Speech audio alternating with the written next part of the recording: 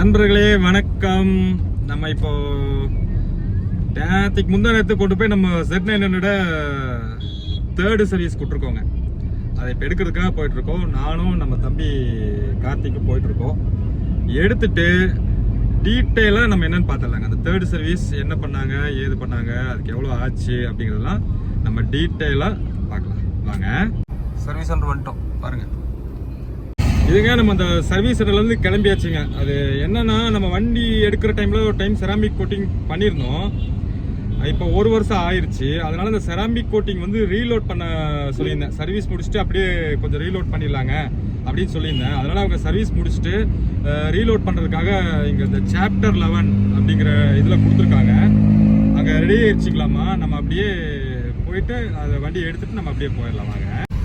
இது இங்கே தாங்க இந்த சாப்டர் 11 அப்படிங்கிற பிளேஸில் தான் நம்ம விட்டுருக்குறோம். இவங்க கிட்ட தாங்க நம்ம ஃபஸ்ட்டு 1 வருஷத்துக்கு முன்னாடி இந்த வண்டிக்கு செராமிக் கோட்டிங் கொடுத்துருந்தோம். இப்போ வந்து 1 வருஷம் ஆனனால மறுபடி அது ரீலோட் பண்ணுறதுங்களாமா. அப்படி பண்ணால் மறுபடியும் ஒரு கோட்டிங் மேலே லைட்டாக கொடுப்பாங்களாட்டு இருக்குது. ஸோ இப்போ நல்லா தெளிவாக இருக்குங்க வண்டி. ஜம்முன்னு புது வண்டி மாதிரி ஆயிடுச்சு பாருங்க. சும்மா வெளியே நின்று எப்படி இருக்குன்னு பார்க்கலாங்க. வெயிலுக்கு எப்படி இருக்கு, நல்லா இருக்குங்களா? அதாவது இப்போ வந்து பண்ணது ரீலோடு ஜம்முன்னு இருக்கும், சூப்பராக இருக்குங்க. ஆனால் ஃபஸ்ட்டு டைம் பண்ணதை விட செகண்ட் டைம் நல்லா பண்ணி கொடுத்துருப்பாங்க போல் தெரியுதுங்க.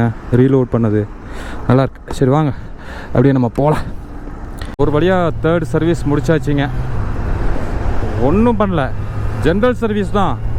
என்ன பண்ணியிருக்காங்கன்னா, ஆயிலை கழட்டி விட்டு ஆயில் மாற்றிருக்காங்க.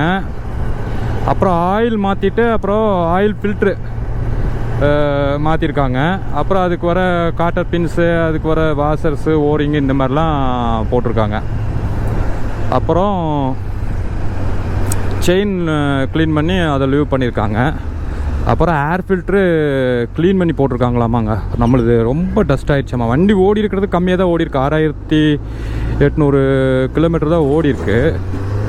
ஆனால் என்ன பிரச்சனைனா, நம்ம ஃபுல்லாக டஸ்ட்டுக்குள்ளேயே ஓட்டியிருக்கோம் போல் தெரியுது. அது ஃபுல்லாக டஸ்ட்டு ஏறிடுச்சு ஃபுல்லாக. அதனால் இந்த டைம் அது ஏதோ ஏர் இந்த வழியாக ஃப்ரெண்டு வழியாக தான் எங்கேயோ போகும் போல் இருக்குது, இன்டேக் எடுக்கும் போல் இருக்குது. அப்போ என்னன்னா, ரோட்டில் போகிற டஸ்ட்டு குப்பை எல்லாமே அப்படியே போய் ஏர் ஃபில்டரில் போய் ஃபில்டர் ஆகி ஃபுல்லாக டஸ்ட் ஆகிருக்குது. அதனால் இந்த டைம் க்ளீன் பண்ணி போட்டிருக்காங்க. ஸோ அடுத்த டைம் வந்து மாற்றணும் அப்படின்ட்டாங்க. கம்பல்சரி அடுத்த டைம் மாற்றணுங்க அப்படின்ட்டாங்க. பாருங்கள், இந்த டைம் 8:11 இருக்குது. நம்ம அந்த பேட்டரி கழட்டி மாட்டினதுக்கப்புறம் இன்னும் நம்ம டைமை செட் பண்ணாமல் விட்டுட்டோம்.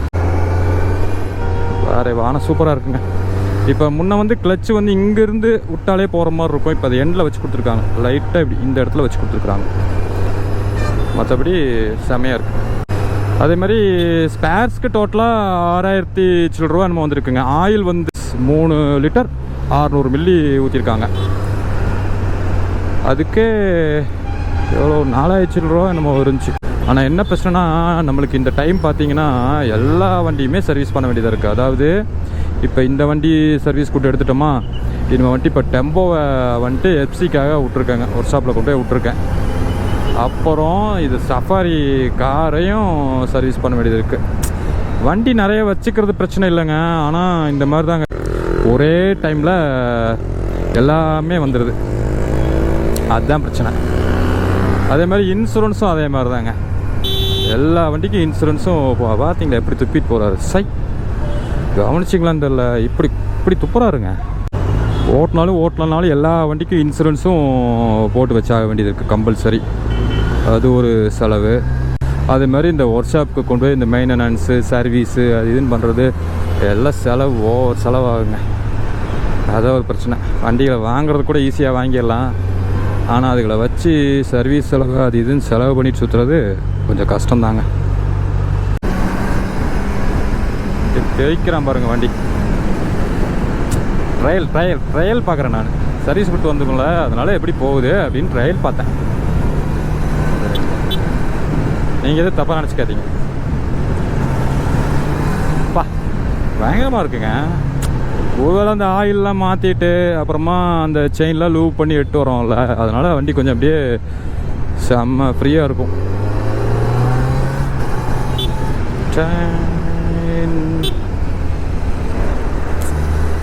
2 நாளாக பல்சர் பைக் ஓட்டிகிட்டு இருந்தேன். நல்லா இருந்துச்சு. நிறைய நாளைக்கு அப்புறம் பல்சர்னால் அது 150cc நல்லா இருந்துச்சு. மக்களே, இதுதான் ஃபஸ்ட் டைம் பார்க்குறீங்க அப்படின்னா என்னோடய பேர் ஜான், கோயம்புத்தூர். ஸோ நம்ம இந்த மாதிரி அப்பப்போ ஏதாவது வீடியோஸ் போட்டுட்ருப்போம் அந்த வண்டியை சம்மந்தமாக பாருங்கள். ஆனால் அவங்க அழகாக கோட்டிங்கெல்லாம் பக்காவாக பண்ணி சூப்பராக தொடச்சி கொடுத்துருந்தாங்க. இந்த மாதிரி மண்ணான ரோட்டில் டஸ்ட்டெல்லாம் ஓட்டுறப்ப அப்படியே போய் ஒட்டி பிடிச்சிக்கும். அப்புறம் ஒருக்கா துடைக்கணும். ஆனால் என்ன பிரச்சனைனா, இந்த செராமிக் கோட்டிங் போட்டிருக்கிற வண்டிகளெல்லாம் பொதுவாக நம்ம டஸ்ட்டோடு இருக்கிறப்ப அப்படியே வச்சு துடைக்கக்கூடாதுங்க. துடைச்சா ஃபுல்லாக இந்த ஸ்க்ராச்சஸ்ஸு அது இதெல்லாம் ஆகிடும். அதுதான் பிரச்சனை. அதனால் முடிஞ்ச அளவுக்கு என்ன சொல்கிறாங்கன்னா, அவங்க மெயின்டெனன்ஸ் பண்ணுறது எப்படி அப்படின்னா, செராமிக் கோட்டிங் பண்ண வண்டிகளை தண்ணி டஸ்ட்டு இந்த மாதிரி குப்பை இதெல்லாம் ரொம்ப படிச்சிருச்சு அப்படின்னா தண்ணி ஊற்றி விட்டுட்டு அந்த ஈரத்தோடு தான் அப்படியே துணி வச்சு துடைக்கணும். அதாவது தண்ணியை அடித்த மாதிரி ஊற்றி விட்றணும். ஊற்றி விட்டால் ஓரளவுக்கு போயிடும். அதுவே ஓரளவுக்கு கலந்து போயிடும். போனதுக்கப்புறமா அப்படியே வச்சு அப்படியே வைப் பண்ணி அப்படியே இழுத்து எடுத்துடணும். அவ்வளோதான். துணியை வச்சுட்டு அப்படியே ரஃப் பண்ணி தேய்க்கக்கூடாதுங்க. தேய்ச்சாலும் அது இருக்கிறது அப்படியே பிடிச்சி ஸ்க்ராச்சஸ் ஆகிடும் நிறையா. அதனால் அப்படி வச்சு தேய்க்கக்கூடாது. அப்படியே இழுத்து எடுக்கணும். அவ்வளோதான். பண்ணிட்டோன்னா நீட்டாக வந்துடும். என்னென்னா, நம்ம சும்மா நம்ம துடைக்க முடியாது. இப்போது நம்ம சாதாரணமாக ஒரு வண்டி எடுத்துகிட்டு போகிறப்போ டஸ்ட்டு தான் இருந்துச்சு அப்படின்னா துணி எடுத்து ஜஸ்ட் அப்படியே இழுத்து தொடச்சி விட்டுட்டு நம்ம பாட்டுக்கு ஓட்டுவோம்ல. அந்த மாதிரி துணியை வச்சு துடைக்காதீங்க அப்படின்னு சொல்கிறாங்க. அப்போ என்ன ஆகும், டஸ்ட்டு சேர்ந்துட்டே இருக்கும். அப்புறம் கொஞ்ச நாள் கழிச்சு டஸ்ட்டு ஜாஸ்தியானதுக்கப்புறம் ஒரு வாட்டர் வாஷ் பண்ண வேண்டியது தான். அப்படி தான் நான் பண்ணிகிட்ருக்கிறேன். எல்லா வண்டிகளையும் அப்படி தான் பண்ணி 2 வண்டி தான். இந்த வண்டியும் 500 தான் நம்ம செராமிக் கோட்டிங் போட்டுட்ருக்கோம். மிச்ச வண்டிக்கு எதுக்கும் செராமிக் கோட்டிங் போடல. பாவம். வாங்க அந்த நிழலில் நிறுத்திட்டு அது எப்படி எவ்வளோ பில்லு என்ன ஏதுங்கிறது டீட்டெயிலாக உங்களுக்கு சொல்கிறேன். இந்த பாருங்கள், total labour amount 4481, spares amount 6365, total வந்து 10,847 ரூபா இருக்குது. ஸோ ஸ்பேர்ஸ் என்னென்ன அப்படின்னா, ஃபில்டர் அசம்பிளி, அப்புறம் அது கேஸ்கெட்டு, அப்புறம் கவாசகி பிரேக் கிளீனர் அதாவது க்ளீன் பண்ணுறதுக்கு அந்த பிரேக் ஆயில் யூஸ் பண்ணியிருப்பாங்களா இருக்காது. அப்புறம் கவாசகி டியூரோ கிளாசிக் செயின் லியூபு, அப்புறம் Kawasaki ultra premium engine oil வந்து 3.60ங்க. அப்புறம் ஏதோ காட்டர் பின்னு எல்லாம் சேர்த்து டோட்டலாக 6,365 ரூபா.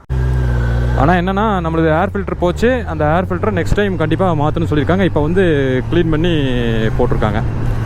அவ்வளோதாங்க. 3rd சர்வீஸு வெற்றிகரமாக முடிச்சாச்சு. சேம் டைம் நம்ம செராமிக் கோட்டிங்கும் ரீலோட் பண்ணியாச்சு. அது ரீலோட் பண்ணுறதுக்கு அது தனியாக காசு கிடையாதுங்க. ஏன்னா அது 5 வருஷம் என்னமோ நம்மளுக்கு வேரண்டி இருக்குது அதுக்கு. அதனால் என்ன பண்ணுவாங்க அப்படின்னா, 8 மாதத்துக்கு ஒருக்கா என்னமோ அவங்கக்கிட்ட கொண்டு வந்து கொடுத்தோம் அப்படின்னா ஒரு வாட்டர் சர்வீஸ் பண்ணிவிட்டு அப்புறம் ஃபுல்லாக ரீலோட் பண்ணுறது அது எதாவது டச்சப் பண்ணுவாங்களாட்டு இருக்குது. ஆனால் ஜம்முன் பண்ணி கொடுத்துருக்காங்க.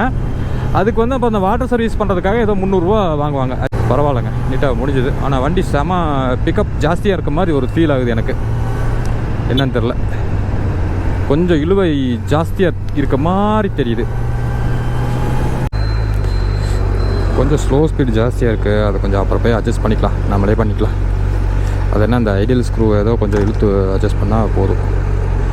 ஏன்னா ரொம்ப ஆர்பிஎம் பார்த்தீங்கன்னா கரெக்டாக அந்த 1000 இருக்கணும். இது 1000க்கும் கொஞ்சம் மேலே வந்துருச்சுனாவே என்ன ஆகும்னா, இன்ஜின் கொஞ்சம் ஜாஸ்தி ரன்னிங்கில் இருக்க மாதிரியே தெரியும். அதே மாதிரி கியர் போடுறப்ப சடால்னு அடி விழுவும். ஃபஸ்ட்டு கியர் எப்படி விழுந்துச்சு பார்த்தீங்க. அதனால் அதை கொஞ்சம் கம்மி பண்ணிட்டா ஃபஸ்ட் கியர் போடுறப்ப இவ்வளோ சவுண்டு வராது. எப்படி விழுந்துச்சு பார்த்தீங்களா, அதுதான். அதனால் அதை கொஞ்சம் கம்மி பண்ணும். அது நம்மளே பண்ணிக்கலாம். பாருங்க, இப்போ வரைக்கும் நம்ம வந்து 6,846 கிலோமீட்டர் ஓட்டியிருக்கோம் 1 இயரில். வெற்றிகரமாக ஓட்டியிருக்கோம். எங்கே ஃபுல்லாக லோக்கல்லே ஓட்டுறது தான். அப்புறம் மீறி போச்சுன்னா ஈரோடு, திருப்பூர், ஏதோ பொள்ளாச்சி இந்த மாதிரி போவோம். அவ்வளோதான். மேட்டுப்பாளையம் ஏதோ வேலை விஷயமாக வரப்போ போகிறது தான்.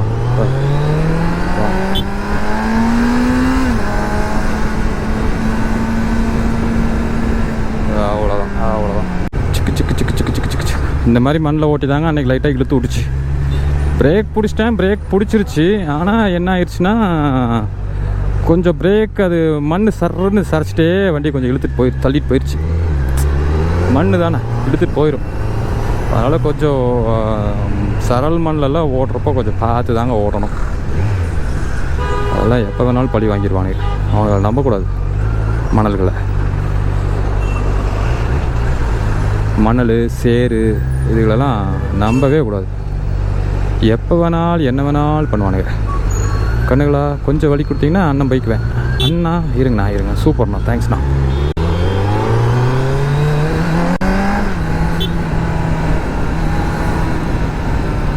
ஸ்டாக் எக்ஸாஸ்ட்லேயே இவ்வளோ சவுண்டு வருது. நம்ம இதுக்கு வேறு எக்ஸாஸ்ட் ஏதாவது போட்டுட்டு இப்படி இழுத்துட்டு போனால் எப்படி வரும் சவுண்டு? சொல்லுங்கள். வேறு மக்கள்லாம் என்னை விரட்டி உதைக்க மாட்டாங்க. ஆனால் போடுறோம், இழுக்கிறோம். சரிங்க நண்பர்களே, இதோட நம்ம வீடியோ எண்ட் பண்ணிக்குவோம். மறுபடியும் வேறு ஒரு வீடியோவில் நம்ம மீட் பண்ணலாம். ஹாப்பியாக சந்தோஷமாக இருங்க. ஓகே, பாய்.